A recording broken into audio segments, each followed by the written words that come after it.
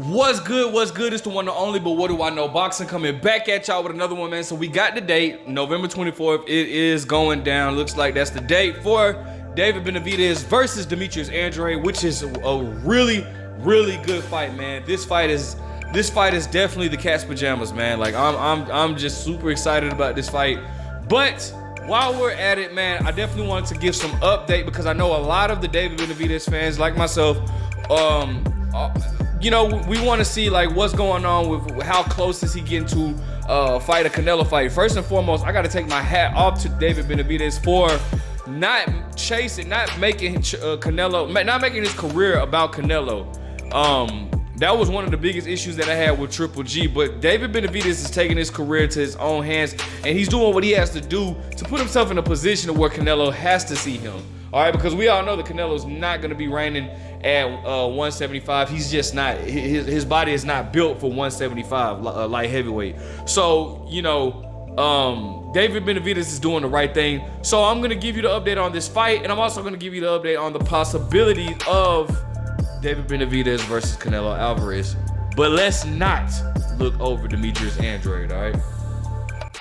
Hey, shout out to SB Nation. It says David Benavidez versus Demetrius Andrade reportedly set for November 24th. Okay, it says David Benavidez holds the interim WBC super middleweight title. For y'all that don't know, I know because boxing just loves to just throw these titles around. The interim is the step below the champion, so it means basically like you're soon to be the mandatory for the champion, the world title position. All right, so Julius Julianis, who first broke the news that David Benavidez, who would defend his interim WBC middleweight title against Demetrius Andrade, now brings the world that the pair will be squaring off on November 24th, PBC on Showtime pay-per-view. That's a Friday. For those curious, one day before Chantel Cameron's rematch with Katie Taylor, and wow, okay, so Benavidez, who has a record of 27-0 with 23 knockouts, obliterated David Lemieux for a belt 2 Mays ago, then firmly established himself in the division second in command by overpowering Caleb Plant 10 months later. It's a joke that he hasn't already received a mandatory shot at Canelo Alvarez, but as I said before, good on him for working to eliminate any scrap as to whether he deserves to be next in line. Andrade, who has a record of 30-0 with 19 knockouts, is getting a lifeline here after ditching his middleweight belt to avoid Janovic and subsequently pulling out of a WBO final eliminator against Zach Parker, which allowed John Ryder to take his place, beat Jack Parker via injury, and receive the Canelo shot that Andrade has so desperately clamored for all these years. He should be extraordinarily grateful to Benavidez rescuing his career Boo Boo spent so long undermining. So there we have it, man. Let's talk about it. Now, I wanted to talk about this because I'll just, you know, for the fans that's wondering how close he is to getting a Canelo fight, you know, shout out to Boxing News 24 says David Benavidez made WBC mandatory challenger at 168 pounds. Canelo fight close. As fight fans are aware, David Benavidez has been calling for a big fight with superstar Canelo Alvarez for some time now. Now with Mauricio Sulaiman revealing how the unbeaten Benavidez has been installed as the WBC mandatory challenger at 168 pounds, the fight with Canelo could be one step closer. The key word in this is could be. Nothing is guaranteed in boxing.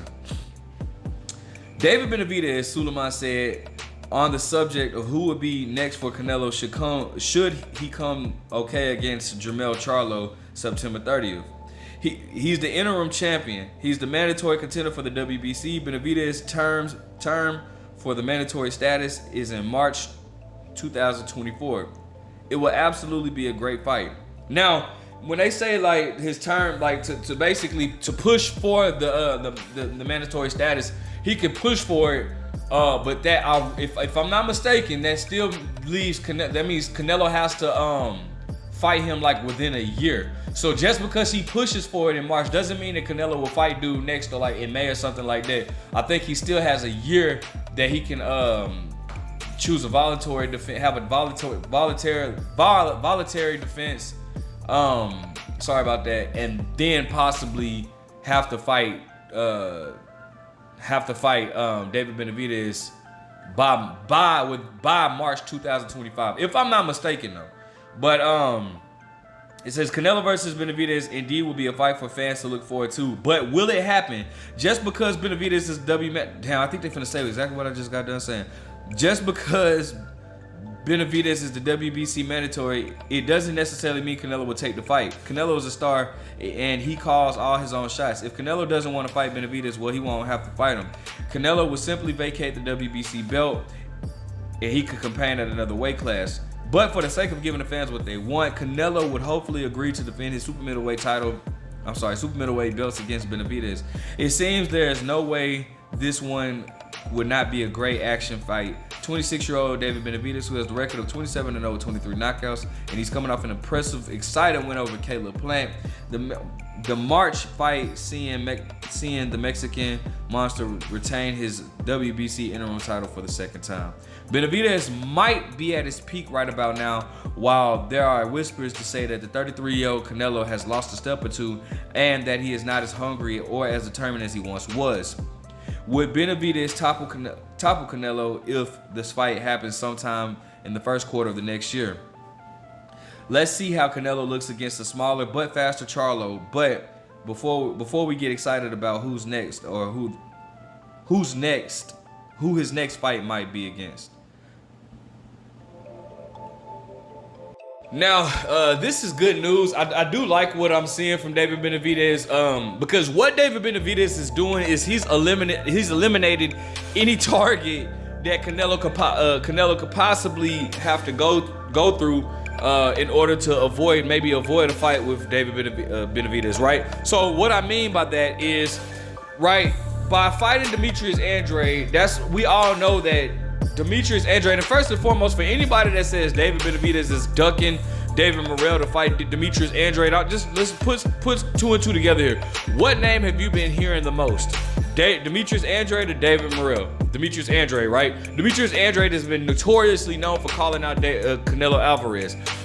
A lot of people also, including myself, says that Canelo Alvarez has been avoiding Demetrius Andrade at one. If you know your history in boxing from 154 and 160, you will know why we say that, all right? So with David Benavidez fighting Demetrius Andrade, you already are eliminating that. So therefore, Canelo also can't say not only is that another name on David Benavidez's resume, should he get by Demetrius Andrade, because we're not overlooking Demetrius Andrade at all.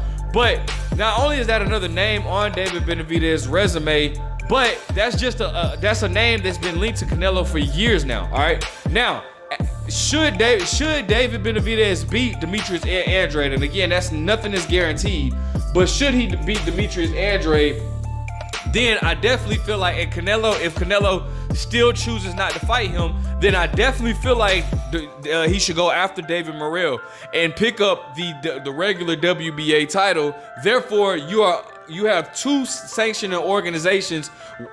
You're highly ranked at the very top of two organizations, the WBA and the WBC, which then makes it that much harder for Canelo to avoid a fight, right? So I definitely like what David Benavidez is doing. Shout out to David Benavidez. All right, now this fight can be a tricky fight for David Benavidez, right? Demetrius Andrade is a slick southpaw. Not the like.